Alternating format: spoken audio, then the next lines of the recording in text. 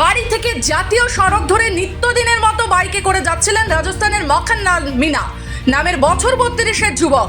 দুর্গাপুরের সিটি সেন্টারে ভারতীয় ডাক বিভাগে কর্মরত তিনি। হঠাৎই তাকে একটি 4 চাকা গাড়িতে করে ধাক্কা দিয়ে ফেলে দেওয়া হয়। তারপরই ভারতীয় ডাকের কর্মীকে রীতিমতো চ্যাংদোলা করে তুলে বেপরোয়া গতিতে অ্যাসিস্ট্যান্ট কমিশনারেট অফ পুলিশের অফিসের পাশ দিয়ে নিয়ে চলে যায় উত্তরপ্রদেশের নাম্বার লাগানো 4 চাকাটি। নিমেষে এই ঘটনা ছড়িয়ে পড়তেই আতঙ্ক ছড়িয়ে পড়ে দুর্গাপুরের পিয়ালা সংলগ্ন নবওয়ারিয়া এলাকা জুড়ে। ডাক কর্মীকে উত্তরপ্রদেশের গাড়িতে চাপিয়ে অপহরণ, চাঞ্চল্য ছড়িয়েছে দুর্গাপুর জুড়ে।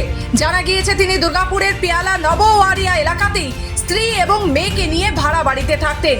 মঙ্গলবার সকালে অন্যান্য দিনের মতোই বাইকে করে 3 কিলোমিটার দূরে সিটি সেন্টারে ভারতীয় ডাক বিভাগের অফিসে যাচ্ছিলেন কাজে।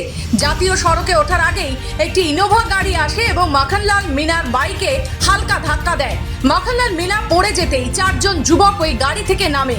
এরপরই ওই যুবককে রীতিমতো ধরে চ্যাংদোলা করে তোলা হয় গাড়িতে।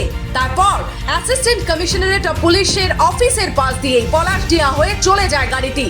ভাড়া বাড়ির মালিক হরেন চন্দ্র দাসের দাবি, স্থানীয়দের কাছ থেকে জানতে পেরে নবওয়ারিয়ার মোড়ে যান।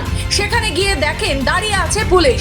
বাড়ির ভাড়াটিয়া জানতে পারে মখনলাল মিনা অপহরণ হয়েছে। কারোর সাথে কোনো শত্রুতা ছিল কিনা সে বিষয়ে তার জানা নেই বলেই জানান, তবে পাড়ার অনেকের সাথে যোগাযোগ ছিল তার। গাড়িতে ঢুকিয়ে গাড়ি নিয়ে একদম ফোর্সে বেরিয়ে গেছে গাড়িটা। ও হ্যাঁ এইখানটাতে এই জায়গাটাতে এই জায়গাটাতে। কোন দিক দিয়ে গাড়ি গেল?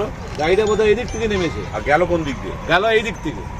তারপরে হ্যাঁ ওই ছেলেটার গিয়ে পরে ওর কাছে একটা বাচ্চা ছেলে হোক মেয়ে ছিল গাড়িতে। তারপরে ট্রাফিক যে আছে না ক্রসিংটাতে ওইখানে ও খবরটা দেয়। তারপরে ট্রাফিকের একটা ছেলে এখানে এসে পড়ে